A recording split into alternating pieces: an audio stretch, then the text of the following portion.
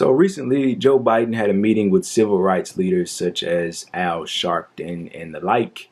And let's just say it didn't go well, but to be expected.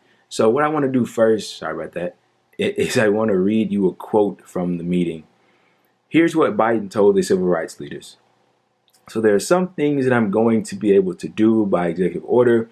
I'm not going to hesitate to do it. But what I'm not going to do is I'm not going to do what used to, Vanita, you probably used to get angry with me during the debates when you'd have some of the people you were supporting saying, on day one, I'm going to have an executive order to do this, not within the constitutional authority.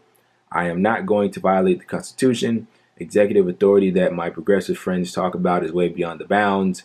And as one of you said, maybe it was you, Reverend Al, whether it's far left or far right, there is a Constitution. It's our only hope. Our only hope in the way to deal with it is where I have executive authority. I would use it to undo every single damn thing this guy has done by executive authority. But I'm not going to exercise executive authority where it's a question where I can come along and say, I can do away with assault weapons. There is no executive authority to do away that. And no one has fought harder to get rid of assault weapons than me. But you can't do it by executive order. We do that next. We do that. Next guy comes along and says, well, guess what? By executive order, I guess everybody can have machine guns again. So we got to be careful. All right. So basically, to sum up this entire meeting and what he's saying here is basically what he said before, what he told Wall Street and his donors, that nothing will fundamentally change. All of that flowery wording was just basically him saying, we're going to go back to the Obama years. He's going to roll back some of the Trump tax cuts. He's going to roll back some of the deregulation. He's going to put us back in the Paris Climate Agreement, try and get us back in the Iran deal. But other than that, we're not going to really see anything. The American people are going to continue to struggle.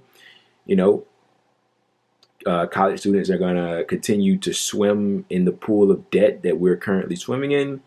And this country will continue to operate the way that it did under the Obama years, which wasn't very good. Now, there's been a lot of talk about executive action as of lately because a lot of new news has been coming out as to what the president can do with executive orders. News that I was surprised at and things that I didn't know that the president could solely do on his own, such as erase the slate of student loan debt. Did you know that the president can do that himself? And Chuck Schumer of all people, corrupt Chuck Schumer, has been an avid supporter of Biden not wiping the student debt clean, but he says he wants 50,000 wiped. Biden's not doing that. I mean, he just said it here. He just said it here. He just said here he's not doing it. He's not doing that. He's not wiping any of the student debt slate clean. You know, never forget 50,000. You know, he's not getting rid of it. Why can't I speak today? He's not getting rid of any of it. So we don't have to worry about that. There's also an interesting article talking about how with executive action on Common Dreams, David Dayen talked about how with executive action, the president of the United States could give everybody health care. He could essentially turn the United States from its corrupt healthcare system that it has to a universal system, a single payer system. And I won't really go through it. I'll probably link it down below in the description if you want to read it. But it's on Common Dreams. Journalist David Dayen presented this convincing argument. And he talked about how basically in a pandemic, the president can use executive action by invoking Section 1881A of the Social Security Act to give everybody health care in this pandemic, right? So you can start with the people that are affected directly by COVID, and then it expanded to the entire country. Now, of course, things like this will be challenged in court, and if you have lawyers, you can bring the fight to them, and who knows, it could get slapped down. It most likely would get slapped down. Not that Joe Biden would ever dream of doing this, but it'll get slapped down, but you'll have something to show the American people who remembers things. Hey, I tried to get you health care. The Republicans don't want you to have health care. Vote for me. I want to get you health care, right? And that's the entire thing. He doesn't even want to try. He doesn't even want to attempt. He doesn't want to try. Doesn't want to try at all. No fight. No, not even bark. No bark. No bark or bite, this guy.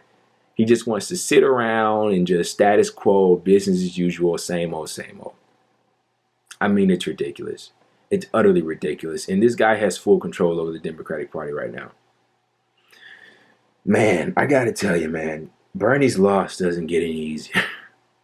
Bernie's loss does not get any easier, man.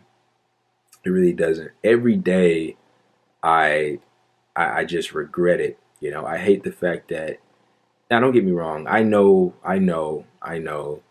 Elizabeth Warren stayed in, Pete, Amy dropped out, endorsed Biden, Obama made the call behind the scenes. I get it. I know what transpired. But Jesus Christ, man, the fact that he didn't win, I mean,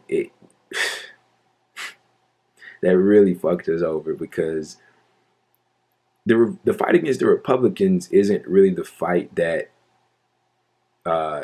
scares me, quote unquote. I mean, none of this really scares me, but it's not the harder fight, I guess I would say. The harder fight is the fight against the establishment, and Joe Biden represents the establishment. His entire existence is the establishment. He's a vapid embodiment of nothingness. He doesn't believe in anything but serving his donors and corporations in the military-industrial complex. That's it. That's it. This is the establishment to its core, and we already knew that.